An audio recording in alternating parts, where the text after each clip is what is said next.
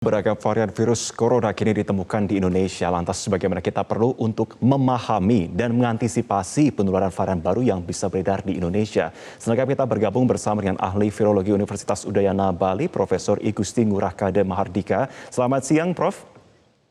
Selamat siang, Bang Martin. Salam Iya. sehat. Iya, salam sehat juga, Prof. Prof, ini Balitbangkes Kemenkes menyatakan ada 553 kasus varian baru corona yang tercatat per Selasa 6 Juni, Prof. Beberapa di antaranya adalah Ya, Kappa hingga Eta. Seberapa menularkah ya, varian baru ini, Prof?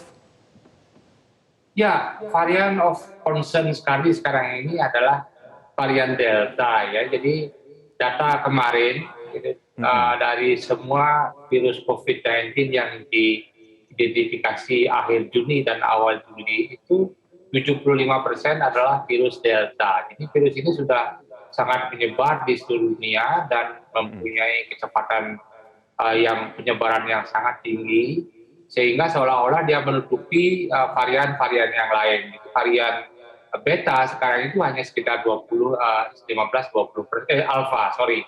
Yang tadinya dominan alpha sekarang sudah diganti oleh dominan delta. Dan kemudian seberapa bahaya virus varian ini, saya paling concern sekarang ini adalah varian delta, karena saya melihat ciri molekuler atau protein dari spike-nya itu mempunyai perubahan yang sangat signifikan pada wilayah yang berfungsi atau berperan dalam patogenitas atau keganasan virus. Jadi istilahnya itu clipping. Ini yang benar-benar saya personal itu menjadi concern saya.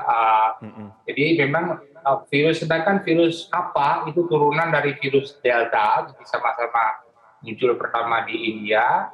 Sedangkan varian yang lain ditemukan yang database Indonesia yang saya cari minggu yang lalu adalah Alpha itu 41, kemudian Beta 3 buah data, Delta paling banyak 134 saat itu, kemudian Eta itu hanya 3 dan Iota hanya 2. Jadi dua strain ini, Delta dan Kappa. Ini artinya menjadi concern saya, dan ini menunjukkan satu hal, Pak Martin, bahwa filter atau namanya pembatasan penerbangan dari luar negeri ke Indonesia itu tidak benar-benar berhasil meredam atau menahan masuknya virus atau varian lain dari luar negeri ke Indonesia.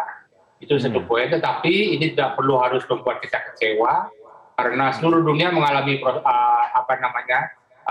pengalaman yang sama. Jadi bagaimana ketatnya negara-negara di dunia ini, bahkan Singapura dan lain sebagainya, juga varian-varian lain dari Inggris bisa sampai di Singapura. Varian Delta misalnya itu sudah menyebar di banyak negara, sedangkan varian Lambda yang belum diketemukan di Indonesia itu sudah menyebar ke Amerika Serikat, dari Amerika Latin ke Amerika Serikat, Eropa, dan satu atau dua di negara di Afrika. Artinya virus ini, varian-varian ini berpeluang juga masuk ke Indonesia kalau penerbangan dari luar negeri ke Indonesia masih terjadi, meskipun hanya lebih banyak penerbangan untuk angkut barang, tapi di sana juga ada pilot, ada orang yang ikut di sana yang berpeluang membawa virus COVID-19. Jadi ini fenomena global, tidak hanya di Indonesia, jadi fenomena global, dan tidak perlu membuat kita khawatir atau kecewa, tapi inilah kenyataannya bahwa semua varian di dunia ini bisa saja masuk ke Indonesia. Begitu, Bang Martin. Prof, ini artinya ada 6 varian baru yang sudah masuk ke Indonesia. Tapi saya akan coba saat ini akan langsung fokus kepada varian Kappa dan Eta, begitu ya. Kalau kita bicara soal perbedaan, memang dikatakan katanya lebih ganas. Tapi kalau saya bisa tanyakan, ganas itu dalam artian kecepatan penularan tinggi atau makin parah efek yang ditimbulkan? Ya, Kappa Delta itu Delta terutama ya. Iota saya belum banyak. Iota tidak saya tidak melihat itu sebagai varian of concern. Delta, yang sekali lagi Delta itu dalam salah satu marka patogeniknya yang disebut dengan clipping site itu berubah, itu berbeda, dan menunjukkan virus ini lebih mudah menginfeksi sel, artinya dosis infeksi yang tadinya mungkin katakanlah perlu 1.000 partikel atau 10.000 partikel virus untuk menulari satu orang, sekarang ini dosisnya mungkin jauh lebih rendah karena sekali lagi virus ini lebih mudah menular. Sedangkan patogenitas, Bang Martin, jadi sampai sekarang belum ada data yang mengasosiasikan varian-varian ini berasosiasi dengan keganasan virus. Hanya saja letupan kematian karena COVID-19 itu selalu disertai dengan letupan kasus. Jadi ada karena meletupnya kasus, maka kemudian kasus fatal juga akan meningkat. Saya belum melihat asosiasi antara varian-varian ini dengan keganasan masing-masing varian. Barangkali itu dulu Pak Martin. Oke, Prof, kemudian kita bicara soal varian begitu ya. Saat ini memang kita ada beberapa datanya yang sudah masuk varian of concern, varian of interest. Sementara yang perlu untuk diwaspadai adalah varian of high consequence. Yang itu tadi disampaikan oleh rekan saya sebelumnya, belum terdeteksi untuk varian yang masuk dalam high consequence. Tetapi apa saran Anda, langkah cepat apa dan strategis yang harus diambil pemerintah terkait penanganan COVID-19 dengan fakta-fakta bahwa virus ini masih bisa terus bermutasi?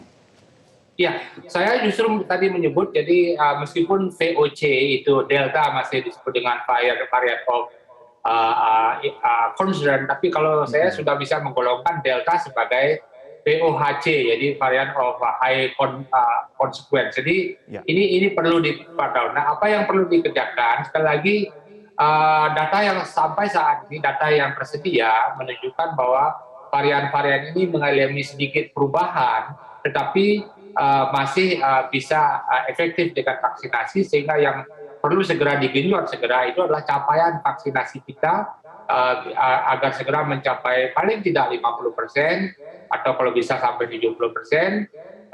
Dan kemudian yang kedua adalah kecepatan, jadi kecepatan dari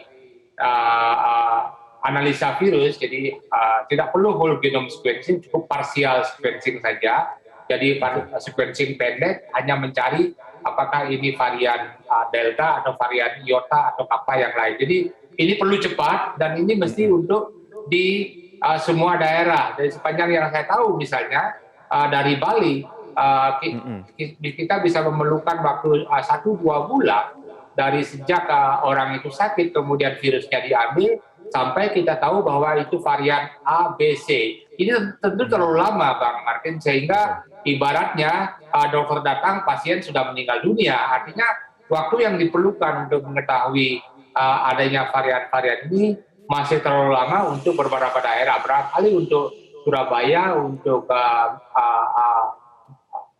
Yogyakarta maupun Jakarta bisa hitungannya beberapa hari, tetapi untuk beberapa daerah itu hitungannya cukup lama. Ini yang menjadi kendala kita atau fakta kita di Indonesia. Sekarang bagaimana menyikapi ini? Artinya satu poin sekarang, Bang Martin, bahwa COVID belum terkendali di Indonesia. Itu poin pertama. Sehingga apa implikasinya? Apapun varian itu. Jadi kita pasti harus concern terhadap semua virus COVID yang ada di Indonesia, sehingga kita harus usahakan bersama segera menekan atau menurunkan kasusnya, apapun variannya itu, dengan cara testing yang lebih banyak, kemudian tracing yang lebih banyak, sehingga orang-orang yang positif virus dapat diisolasi mandiri, sehingga virusnya tidak sempat menyebar di dalam populasi. Itu saya kira concern besar kita, Bang Martin. Baik, terima kasih. Prof, artinya vaksinasi harus tetap digenjot, kemudian juga kemampuan dari deteksi dari virus di setiap daerah pun juga semakin ditingkatkan agar bisa mengetahui varian apa yang mau tengah hadapi oleh si pasien ini. Terima kasih. Ahli Virologi Universitas Udayana Bali, Profesor Igusti Ngurah Kadamahardika sudah bergabung bersama kami dalam program Metro Siang. Selamat siang, Prof.